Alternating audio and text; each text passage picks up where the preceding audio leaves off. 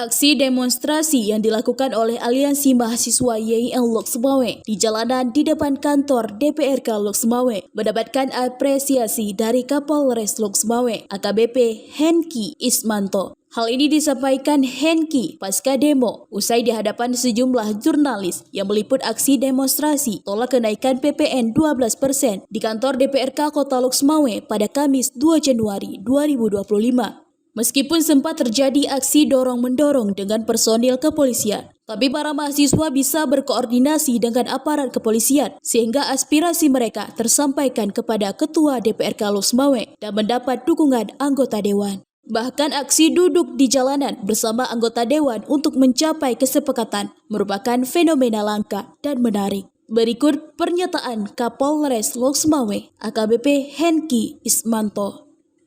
Jadi memang kita melihat, sebagaimana tadi kata Pak Ketua DPRK Lok Sumawe, Aceh ini kita memiliki hal yang khusus. Kita adalah satu provinsi yang dianggap memiliki keistimewaan. Keistimewaan ini dijabarkan untuk anak muda lebih beradab, lebih beretika. Buktinya tadi dari teman-teman adik-adik dari kampus YIN bisa menunjukkan aksi yang benar-benar memiliki adab sesuai undang yang mengatur.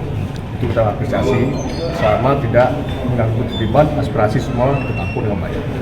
Dari Lok Sumawe, Denny Muktadi melaporkan untuk Puja TV.